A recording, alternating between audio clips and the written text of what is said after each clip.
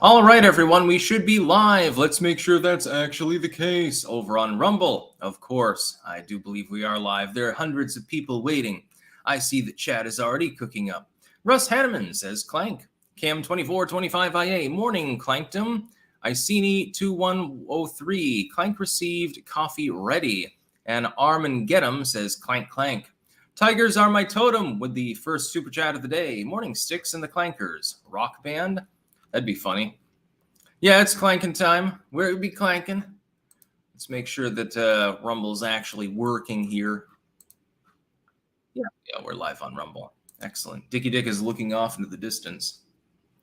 Yeah, that's a little bit better. Anyway, we've got a lot to talk about today. Trump is expected to be indicted a third time, probably another boost for his campaign, by the lawless DOJ. And in this particular case, I believe Georgia, the state of Georgia, going after him for his 2020 election interference, which is basically a non-issue. We'll be talking about that. We'll be talking about plenty of things today. We've also got a Sam Brinton update. That's going to be a funny one. He was on a taxpayer-funded case, actually, when he was jailed the second time for luggage theft, and has beaten those charges. He's got a suspended sentence, so he had to pay a fine, restitution to the victim in that particular case, and not much more. AOC is whining over on Twitter about Twitter, which is ironic and funny, and many people doing so these days. Paul, Sticks has a lovely bunch of coconuts. Dingity-ding. There they are, standing in the road. Big one, small one, some as big as your head. I get the reference, by the way. Lion King ditty. I don't know if that's actually a song and they just popped it in there, or whether that was organic to the Lion King, actually, though. It's probably some sort of British song or something like that. We've got all sorts of stuff to talk about. People pouring in. We're also going to be talking about the Kenyan starvation cult, because that has become one hell of a weird case. The death toll there has passed 400 people. So we're looking at a People's Temple sort of instance, actually, over in Kenya. And a lot of people don't even know that this is happening. I covered it a couple of times already, but the original death toll was reckoned to be a few dozen people. Now it's over 400. So Jim Jones, eat your heart out. Some crazy shit going on over there as part of one of their religious cults, billed as Christian, although when you're telling people to starve to death to meet Jesus, I don't think that Jesus told people to do that. In fact, I think he encouraged them to eat his body, actually, to prevent starvation. So not exactly authentic Christianity. We'll be talking about that and much, much more. Let's make sure that we're monitoring our chat, of course. Yeah, I mean, Christ, literally Christ, in the Kenyan case. That's the creepiest thing that I've seen in a very, very long time. And, right now there are people that are pushing for little kids to go to drag queen story hour. So it's definitely a high bar to pass. Sin of regret. Morning, Sticks. Haven't heard you comment on our strategic oil reserves in a while. Word I'm hearing is that they're completely fragged. Good times, lol. They have been actually increased of late. Biden is taking credit for that, even though he was the one that depleted them in the first place. He's pretending it was a strategic investment. Well, we dispense the oil, and then when it's expensive, and then when the price drops, we top it back off. And so it's a great investment. Of course, he definitely avoids mentioning inflation to anyone in the context of that particular oil grab. So, yeah. Number one story of the day. Trump is notified he's a target of criminal probe into efforts to overturn the 2020 election. Now, what did Donald Trump do to overturn what did Dastardly Don do to overturn the 2020 election? He gave a speech, and he practically begged Nancy Pelosi and others for more coverage at that particular speech so things wouldn't get out of hand. He was denied repeatedly, and they didn't do anything about it. There was a riot, and that is what J6 is. It wasn't just a peaceful protest. There were people rioting, breaking windows, assaulting one another. It was a riot. Was it an insurrection? No, there was no insurrection on J6. That's number one. Did anything Donald Trump say in his speech, or in private for that matter, lead to a riot occurring? No, absolutely not. In fact, he told people to peacefully march past the Capitol. And there was another planned event actually later on at a different venue. Donald Trump did nothing wrong, but I do expect that he will be criminally indicted. I do expect that they will arrest him and book him once again. Why? Because this is all part of a ruse to try to prevent voters from nominating him. They are terrified of Donald Trump. I saw, who was it, Cliff something or other over on Twitter earlier, I can't remember the actual username, was saying, well, this is because they want him to be nominated because they know that he can beat them. They can beat him. I disagree. I think this is more, they don't think that they can beat him. They're terrified of him being back in office because then they have to obstruct for 4 more years and explain to taxpayers why they're doing so. It will lay bare the uniparty more. And so they do not wish for Donald Trump to be nominated. If they can try to bog him down as much as possible, they stand the best chance of preventing him from being the nominee. If he's nominated, all hell breaks loose anyway, because you might end up with a Republican nominee. So the nominee of one of the 2 major U.S. parties effectively being off the campaign field and having to campaign via making Rumble videos from the Mar-a-Lago under house arrest or something. It would lay bare the system and all of its crookedness, which is what it's operating with. It is a corrupt system.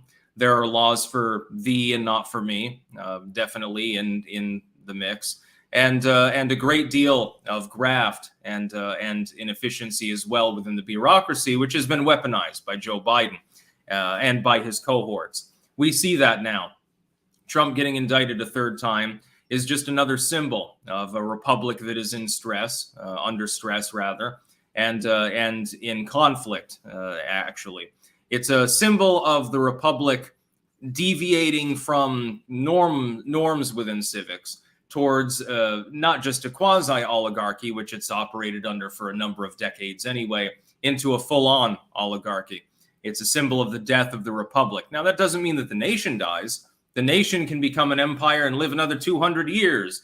But does it benefit the average person? Do they have as much skin in the game as before? No. What we see historically is that empires eventually they fall. It's a little bit different from the kind of civic system that the United States was founded under, and that's negative for the country. Donald Trump did nothing wrong with regards to J6. He did not incite anyone to riot. He did not encourage a riot. He didn't encourage insurrection. He didn't do anything wrong, but he's probably going to get indicted for this. Jack Smith and the others breathing down his neck anticipate another moment where Donald Trump is put in the cuffs, so to speak, figuratively speaking, and dragged in to get fingerprinted, dragged through the process, dragged before a kangaroo court judge and read his rights and told that he's been a bad boy and, you shame on you, basically. You should anticipate that. It is almost certain to happen. Donald Trump certainly has disclosed the fact that he believes that he will be indicted over J6, which is funny because he was investigated by an exceptionally hostile Democratic-led House, and they didn't refer any charges. So this is going to be a tough case for them to prove. But the point is not to prove the case. The point is to hold the case above his head, drag him through court over and over and over again, playing it out as lengthily as possible during the election to take him off the campaign trail. That's the long and short of it. The Patriot Cairo. Crack houses sure are getting fancy these days. Yeah, I know. Yeah, they come with Roman columns at this point. Darun Albane, I see an American bank on the e-coin locked to a max account as e-gold to back our money to. The Patriot Cairo. They hate that Trump can't be bought like the rest. Yeah, exactly. He has nothing to lose at this point. He's already been dragged through the ringer for years and years. He's an older dude. He doesn't give a fuck anymore, and that's why they're terrified of him. They're terrified of him being back in the White House. That's why they're trying to astroturf DeSantis. David Walk sent $9.99. No comment. Thank you very much.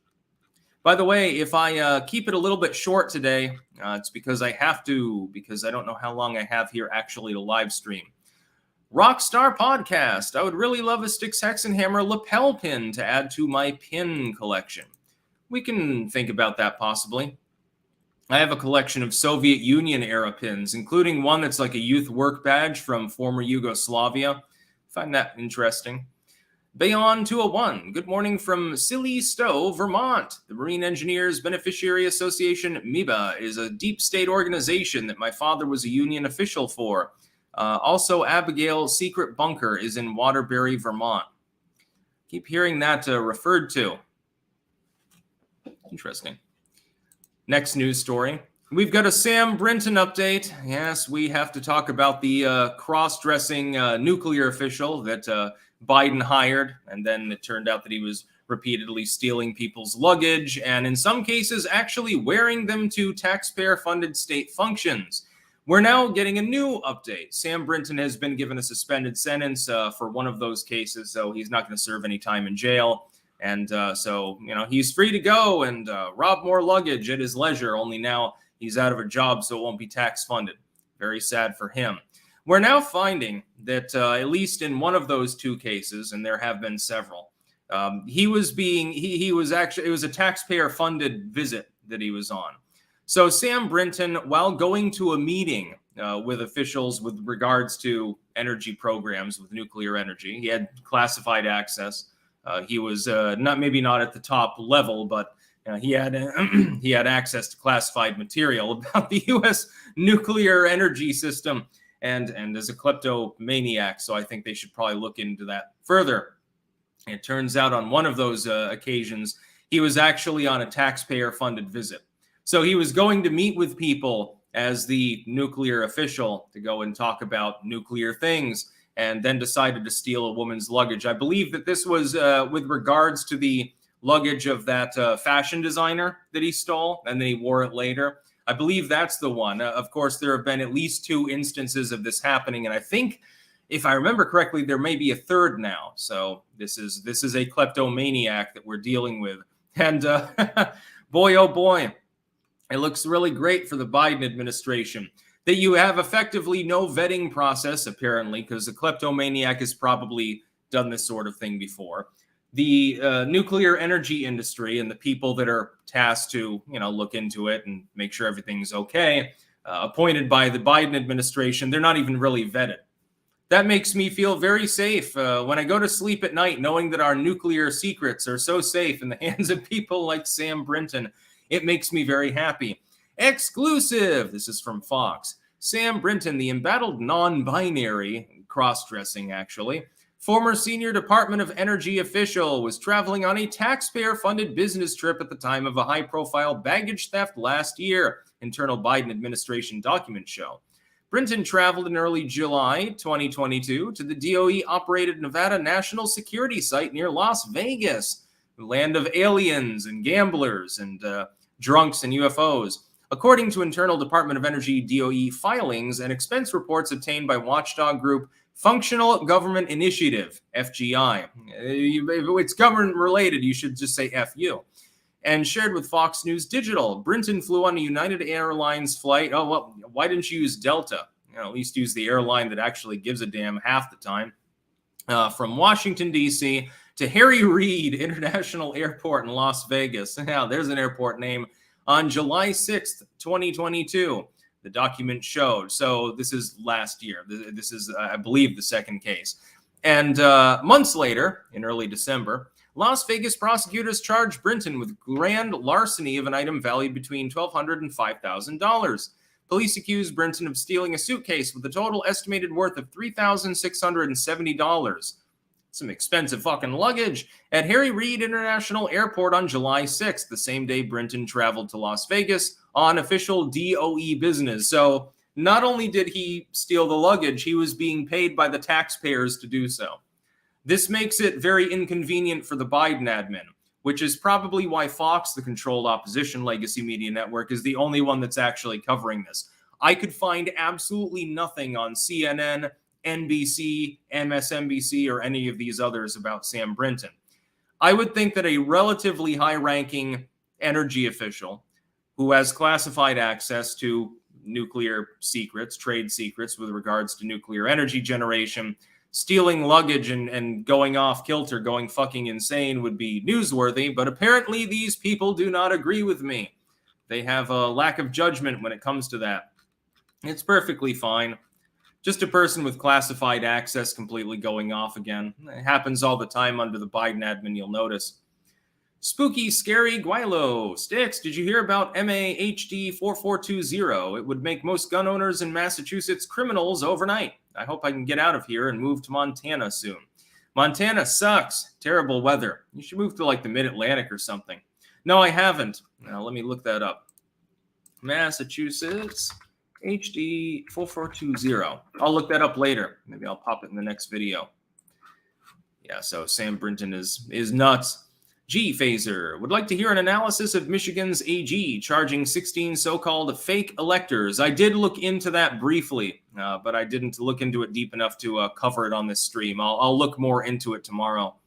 Mark VA71. Hey, Sticks, paid off my student loans this morning. I am now debt-free. Feels good. Congratulations to you. Yeah, I took care of that business. I no longer have any student loans, although I'm getting mixed messages. From my bank, it looks like my account is unchanged. When I go to Nelnet, it looks like it's paid off. The principal's gone. But then there was also an email to a third-party application that wasn't even involved in the transfer, saying that the transfer was canceled. So I'm in a little bit of a gray area. I'm probably going to be contacting my bank tomorrow and asking what the fuck just went on. If I clearly have enough money in the account to cover the principal payment, so why didn't it go through? And why are they saying that it did go through? So I'm not 100% sure. It's Schrodinger's debt at the moment for me. I'm either debt-free or the payment bounced. I'm not 100% sure, but I will be paying that. Don't worry. Your taxpayer money is not going to go towards my student debt. The Patriot Cairo. Airports now conveniently let you pick up and ship bags direct from Sam Brinton's house. Yeah, whether they get shipped out is another question, though, of course. Now we're going to talk about AOC briefly. Oh, yes, she decided to make another tweet. Twitter safety was talking about tweets on the site. And they said more than 99% of content users and advertisers see on Twitter is healthy. And the reach of hate speech on Twitter continues to represent an extremely small fraction of overall conversation. Of course, there is no set definition of what hate speech is. This past March, Twitter partnered with Sprinkler to understand, measure, and reduce. Oh, I've got to click through. Hate speech using its AI-based model, which I disagree with, actually. I think let your site be edgy. And to further our commitment to create a brand-safe environment for agencies and advertisers. And they go on through talking about Sprinkler and so forth. Now, AOC decided to weigh in. And she probably shouldn't have done so because she's getting quite a bit of feedback here. Most of it's negative. Lol. That's how she starts off her tweet. Read it for yourself. Link in the description. I have never experienced more harassment on this platform than I do now. People now pay to give their harassment more visibility, as opposed to before when they just had to agree with Twitter in order to be able to be promoted. The de-verification of journalists, which has not happened, civic orgs, which one Al Sharpton's people, I guess, and figures has made it impossible to follow conversations. I wish it could be usable again. Wow, I want the old Twitter back, where I get a blue check mark and you get bullshit. That's basically where AOC is coming from. She's whining. She's a pernicious hag, basically. AOC doesn't know what the fuck she's talking about, or rather, she does. She knows that she's spreading propaganda. Twitter has not been overrun by hate speech or anything that's particularly edgy beyond what was already on the platform. The idea that unbanning a handful of people, not even all of them, people that broke platform rules back when the platform rules were obtuse and selectively enforced, the idea that that has made hate speech, again, which doesn't technically exist at all, more prevalent is not something that I've witnessed. Supposedly, I'm an edgy content creator. The only difference now is that I know if I call AOC a bitch, I'm not going to get banned for saying so. Before, it was a gray area. It really depends on what moderator handles the inevitable report that's made on your tweet. That's the only difference. And some people were unbanned, some people of which have almost no audience. So I don't know why that would amplify hate speech or make anything worse on the site. What AOC wants for her legacy media buddies is just for them to be able to spout boring bullshit and disinformation and nobody can call them out on it or compete with them because they're a priority. They're promoted like they are on YouTube, etc., where I'm live streaming right now, of course. And other people are demoted. That's what AOC wants, fundamentally, in a nutshell.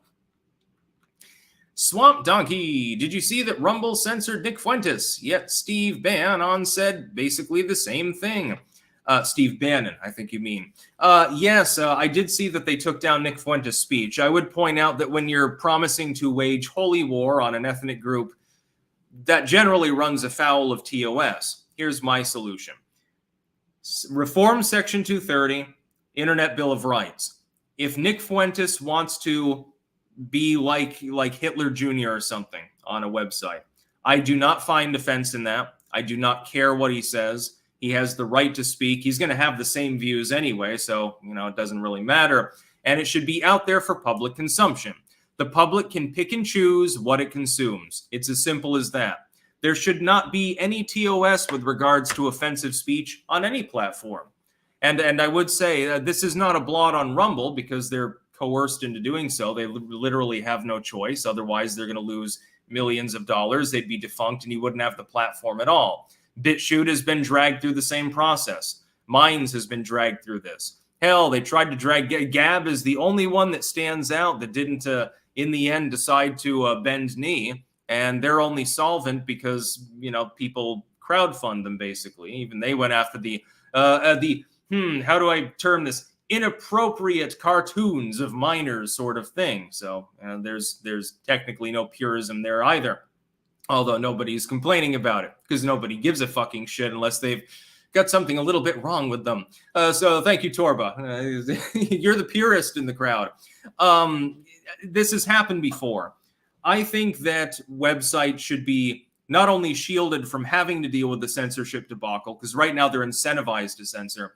I think it should be outright banned for them to censor. They should be considered common carriers if they have a certain amount of audience. YouTube certainly would fall under that umbrella. Sites like WordPress that host people's blogs and their de facto websites, etc., ad hoc sites, etc., etc. Certain app stores that are effectively a duopoly. They shouldn't be capable of censoring anyone. They should be literally incapable of doing so. That way there's no incentive. Advertisers will still flock to them. They're not going to flock to some foreign countries' sites that are competitors because they'll never get off the ground. The internet would go back to being very edgy, and I think that would be a good thing. That being said, I can understand why they took off his video. It did run afoul of terms of service. I think Nick Fuentes understands this and will use it to pontificate, but I don't want him banned. I think it would be better if his views were out in the open on sites like YouTube and Twitter and so forth. If people disagree with them, and I believe most people would, they can debate it in the fucking replies. Don't be a lazy. This is the way that the internet worked for 20 good years before we had the current wave of censorship. It was never a problem before. Literally, the corporations are just trying to put the genie back in the bottle and censor everyone. It's not about Nick Fuentes. It's about trying to censor you and me. So I oppose him being censored, but I can understand why under the TOS he was. I just simply believe the TOS shouldn't be in their current form. And Rumble is much better than YouTube when it comes to TOS. And talking to the Rumble audience right now, the site is definitely superior when it comes to that for streaming purposes. Opinionated Junkie, Mission Impossible underperforming. Oh. Yeah, I know there was a new Mission Impossible, but I don't think I even saw the first one. So, I don't know. King of Biltong, good morning from Antons in Roanoke, Texas. Remember, you're free shipping on your Biltong with code STICKS. Also, try landofbiltong.com, hashtag ClankNation. Yes, you can get your beef. Bayon 201. Are my Zimbabwe Zim notes going to be worth billions? My one friend has a large amount of compoium invested in this idea. I don't know if you mean copium or that's a currency type. My apologies. I don't know how to burst your bubble. Meow, meow, meow, meow. Woof, I'm a poodle. I don't know. Zimbabwe Swamp Donkey. Sorry, Steve Bannon. Damn autocorrect. Also, you got hosed in the comments in the Bitcoin and gold video. Yes, I know. Some people disagreed with me. They happen to be wrong. I'm used to that occurring. Speaking of Zimbabwe, we'll go to a nation that's a bit further north, to Kenya. Death toll in Kenya starvation cult case passes 400. So this is no longer, a few people starved themselves because they were delusional. They thought they'd meet Christ if they stopped eating. The death toll in an investigation linked to a Kenyan cult that practiced starvation to meet Jesus Christ has exceeded 400 after 12 more bodies were found on Monday, a senior official said.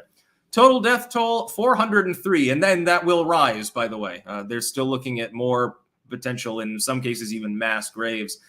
Coast Regional Commissioner Rhoda Onyancha told AFP in a message, following the latest round of exhumations in the Shakahola forest, where cult leader Paul Thenge Mackenzie allegedly urged followers to starve to death. Yeah, he looks like he's a great guy, as you can tell. Very, very much like Jesus Christ. Exhumation continues tomorrow, Onyancha added, as investigators search for more graves in the forest where the first victims, some dead, others alive but weakened and emaciated, were discovered on April 13th. Yeah, a few people did survive, so they'll be able to give testimony. Now, this dude, effectively, he branded himself as an evangelical, sort of like a minister or pastor or leader of some sort, and tried to tell people that they should kill themselves, effectively, to meet Jesus Christ. It appears that some of these people may have been murdered, but most of them simply, they wasted away. They get all emaciated, wander off into the woods, and they can't go anywhere else because they're too tired to walk. So it's rather sad. On July 3rd, a court in the port city of Mombasa extended his detention by a month pending investigations. Yes, he was a former taxi driver. He's currently being held, so they're not letting him go on his own recognizance. They're treating him probably better in prison than they would treat Donald Trump if they got him into a jail cell. But it's been a long time, I think. Wouldn't the People's Temple be the last time that there was that high a casualty count from a cult? I don't think there's been anything since the People's Temple with Jim Jones, the Marxist. Leftoids tend to do this. This dude's probably a commie anyway, considering some of his political viewpoints. It seems he may have been Eastern Bloc inspired. Why am I not goddamn surprised about that? By the way, I mean, starvation is natural under communism anyway, so he's just encouraging them, and it's part of his political religion. I don't think there's been anything since People's Temple. There was like, it was over 1,000 people, I think, there. We'll see how many people in the end have died with regards to this cult. It probably won't be 1,000 people, but it'll be significant. Lifecock, Beetlejuice was filmed in Vermont. I got a Styx figurine. May it bring me great luck. Congratulations. Sparky, greetings, fearless leader Styx. Thank you very much. Yeah, so, Heaven's Gate, actually, Sabretooth, that was a few dozen people died under Heaven's Gate. Weird cult, although Applewhite never coerced anyone. There were some people that when he told them that they should drink the Kool-Aid and die in order to go to see Hale Bopp, I believe it was, or Halley's Comet or something, and ascend to the next level, some people said they wouldn't go. He just hugged him and let him go. He didn't kill him. It's an interesting cult leader. By the way, the very first time I got high on marijuana, I watched Marshall Applewhite's speeches, and I thought they were fucking hilarious. He never blinks. He's that bald dude that drank the, they had apple juice spiked with arsenic or something. Ozzy's Robots, good morning, Cult of Clank. Good morning to you, too.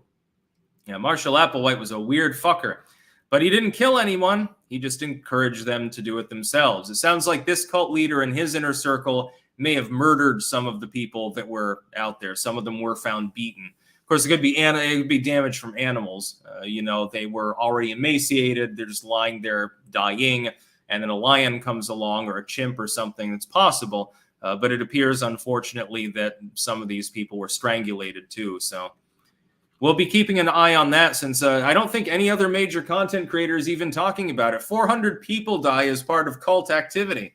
I would think that the weird side of YouTube at least would be all on top of that, but not seeing a whole lot. Next news story. Jayapal, yes, Pramila Jayapal, I'm probably mispronouncing that, declared Israel to be a racist state the other day. I made a video this morning on the topic. It depends on what variant of Judaism you're talking about. If you're talking about regular secular Judaism, there's not necessarily an ethnic component. Of course, a person could practice Judaism and be black. They could be white. They could be Chinese, and you could practice the religion. If you're talking about Orthodox Judaism, there is a subracial component there because of the tradition of the concept of having a chosen people. And if you're talking about Zionism, you have two problems. The first is nationalistic Zionism, which is older, and the second is imperialistic Zionism. Nationalistic Zionism is the concept that the Jews are the only ones that should be in the so-called Holy Land. I call it the unholy land because it's constantly rocked by wars, revolutions, overthrows, and genocides, and has been for thousands of years. So I don't know how much God actually likes blood.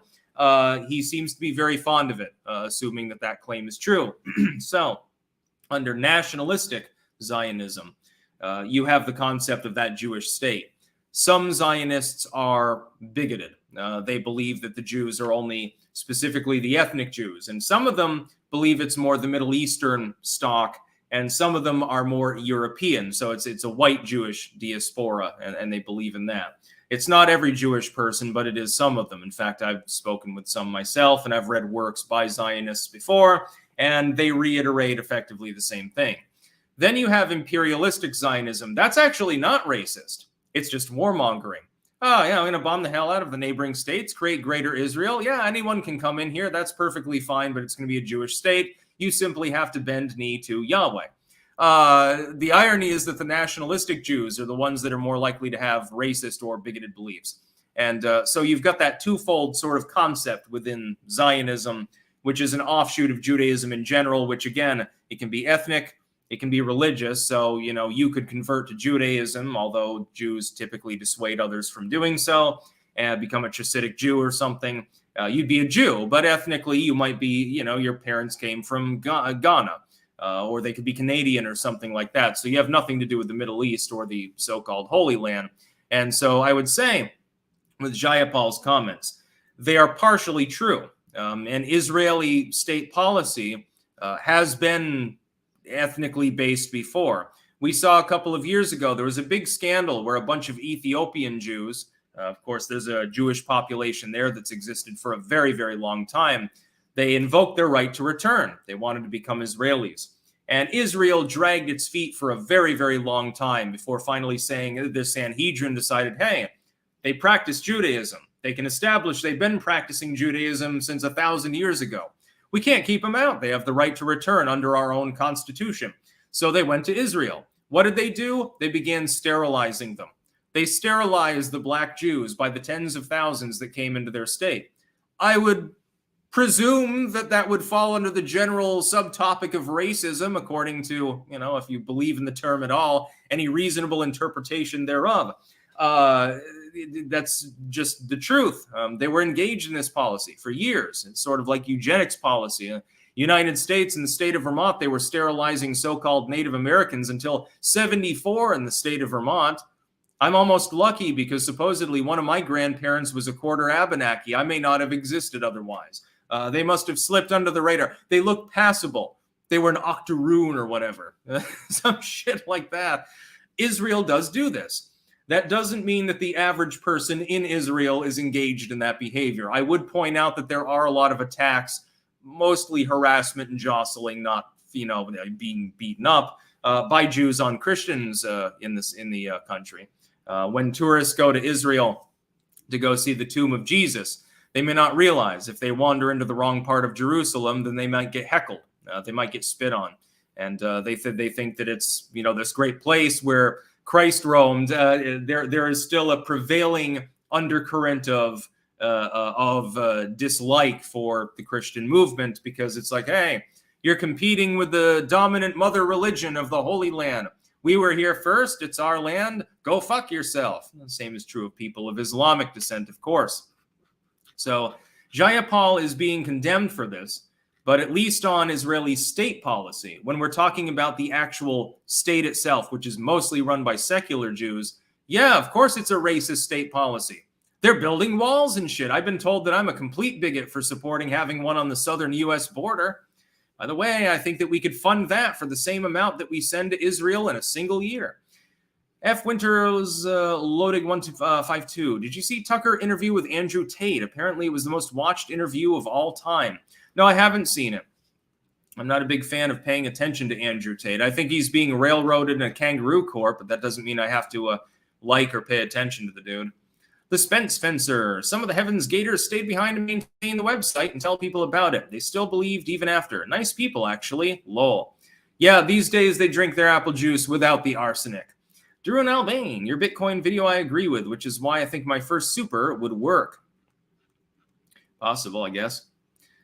Billy, good morning, Sticks from Green Bay, Wisconsin. Check out the song Money Talks by Alan Parsons Project. I think I've heard that one. The lyrics hold true, especially by today's standards. I really like Alan Parsons. By the way, you may not know this, but his cousin, who he never met, played one of the pirates in the best version of Treasure Island, the one with Christian Bale, actually, as Jim Hawkins. Swamp Donkey, in your opinion, why is it that so many of the certain desert religion are leftists? I have always wondered that. I think it's actually more traditionalistic than leftoid. And I think that's a composition of the Western world. So as in not the world in which those religions were built in. Wasted bonehead. Sticks, every time Trump gets indicted, 1 million populists are created. Yeah, exactly. They're desperate to stop him. We'll see if it backfires or not. Please send no more super chats, by the way. I'm going to try to keep it a little bit on the short side today. I don't know how long exactly that I have to go because the weather outside is looking a little bit iffy, so Liz may come back with the baby a bit early. It looks like it kind of wants to rain, so I'm going to fly through this. The Grizzly 617. How likely is it that Trump is prevented from running in 24? And what would be the political fallout from it? How do you think Republicans would react? He will almost certainly be able to run. The idea that they'll be able to disqualify him off the ballot, they'd have to do that state by state. They can't do it federally without a constitutional amendment. So, oh yeah, and it's raining now. Exactly. Point proven. Prediction fulfilled. I think that he will run. I think he'll be nominee. It's more likely he ends up running from house arrest than that he gets prevented from running in and of itself. If that happens, he may or may not be able to win. It's impossible to gauge the public's reaction to such a thing. They should see through it, see it as the grift that it is, and pile on their support for Trump. But will they do that? I don't know. Some of the public is retarded, so there's a problem with that. The people are retarded. Devin, tried to DM you on Twitter, but it wouldn't send. Am I blocked? Stephen Hilton channel was banned from YouTube for exposing bad stuff that I can't say here. No, I don't. I haven't blocked anyone in years on Twitter. Oh, is that thunder? Oh, no, that's just a car. Yeah, so we're getting a good lick of rain there. Now, really quickly, Mike Pence is out of the race. Not officially. He hasn't actually dropped out. Fortunately. I won't say unfortunately because he's a fucking lolcow. Not my concern narrows the GOP field. Mike Pence has been effectively universally panned for the last 24 hours for his not my concern statement. I realize there's a bit of nuance there that is not generally being trafficked in as far as what he was saying. But the way he said it was so obtuse, so terrible, so poor. It was like Howard Dean's Scream moment on steroids.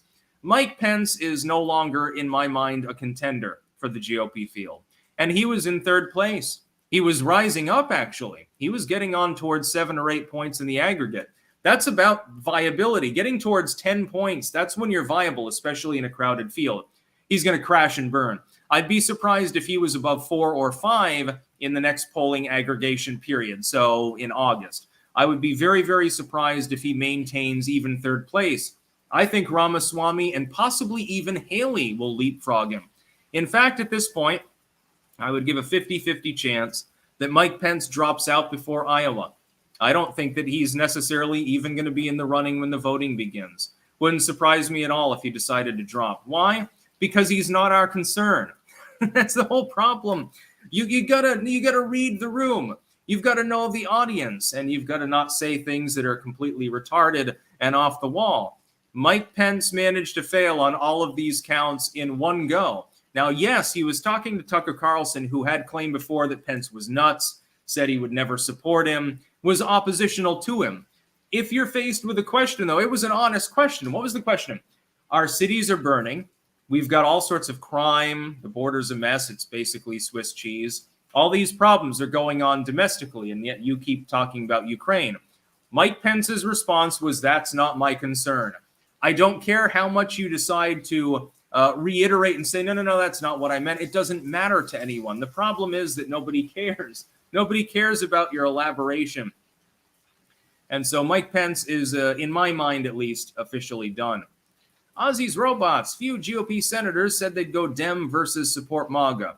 Yeah, a handful of them will. Most of them, in the end, they'll close rank. It doesn't matter whether it's Trump or anyone else. Speaking of Trump, we do have a rare Trump L in a moment. The Grizzly. I already read that one. You don't get a twofer. I got almost 5,000 people watching live right now, but again, I've got to wrap it up fairly quickly. This is something that I disagree with Trump on. Trump praises GOP challenger, says there could be a place for him in the next administration. Now, when I first saw this, I'm thinking, okay, he praised Ramaswamy. Oh, that makes sense. You're trying to win him over because you know he's not going to be the nominee, so you're hoping for his endorsement or something. Who was he praising in the wake of the Tucker Carlson interview? Tim Scott. The second worst showing in the entirety of the Tucker Carlson town hall / interview. The worst was Pence. Pence did the worst. Tim Scott was a fairly close second. He spent the whole time tigering around on stage saying, hallelujah, praise Jesus, sweet American Jesus. It was like something out of a 1982 propaganda flick that was released by the Department of Education. It made no sense at all. Tim Scott didn't often have answers. When he did, in some cases, he flubbed them. In some cases, he just sat there pontificating to the point where Tucker Carlson screwed up his face and looked like he was completely lost. He had no clue what Tim Scott was fucking talking about half the time. Scott was supposed to take the seat, talk to Tucker Carlson. Instead, he roams around on stage praising Jesus the whole time and saying off-the-wall crazy shit with regards to Ukraine, similar to Mike Pence, although he did arguably do at least a little bit better than Pence did. Donald Trump is now praising him. I understand that you understand that Tim Scott won't be nominee, and so you're hoping to gobble up support from him. Maybe Trump, Donald, wait a while. He'll crash and burn. He's going to endorse you anyway. He's clearly not going to endorse DeSantis, I wouldn't think. You don't need to do this. Take it easy, Donald. This is a rare L for you. Yeah, the rain does sound nice. Yeah, Jesus will lose you 24. Yeah, if that's your platform is praise Jesus, give more guns to Ukraine, that's not necessarily going to get you the nomination. Certainly not a capability of winning the general election either. I think that Trump is trying to wine and dine Tim Scott's supporters more than anything. That's all well and good. Scott is fairly far down the field in 5th or 6th place. Chris Christie, I think, has lapped him now. You're not getting Chris Christie's endorsement or voters, that's for damn sure. I would focus on Ramaswamy and possibly Nikki Haley for that. So I don't know what I can understand the basic premise, but it's not really necessary for him to wine and dine Tim Scott. For some reason, I thought I had another news story. Apparently, I was wrong. I've actually gone through them already. But I will be supporting Trump in the 2024 election. The fact that he would praise Tim Scott may rankle me slightly, but it's like a 1 out of 10 on the gaffe scale. It's forgivable. If there's any 10 out of 10 gaffe related to the Tucker Carlson interview there, it's Mike Pence. Mike Pence goddamn crippled himself. Literally, it's literally like taking a rubber mallet and breaking your own leg backwards and then calling it a victory. Then Pence was angry the other day. I talked about this. I brought this up in my live stream a couple days ago. Mike Pence comes out on his pity me tour and says, well, that's fake news. That's not what I meant. But it is what you said. All of the news stories have the exact quote. They have the video clip in them for a reason. And for once, it's not actually fake news. It's actually real. It's what you said. It's not my concern, the fact that veterans are dying on the streets by fentanyl overdose. It's not my concern that the border sucks. It's not my concern that the cities are burning down. I'm concerned about Ukraine. The other day, he came out to Israel at Up 2 in the wake of Jayapal there, Premia Jayapal, and was posting about that. And it's like, okay, I see you post a lot about Israel and about Ukraine. That's fine. It's foreign policy related. You're running for the presidency. Foreign policy is only one thing the president has to involve himself in, though. Why are you so fixated on these countries when you've got your own country that you're at least pretending to run for office in? F. Winter Lodig 152. Did you see Rand Paul blocked a bill by Ted preventing smart technology, smart refrigerators, etc., from spying? Not good by Rand. Oh, I didn't see that. I'll have to look that up. Rand Paul, smart fridge. We'll see what happens with that. Anyway, I think that I'm going to go offline.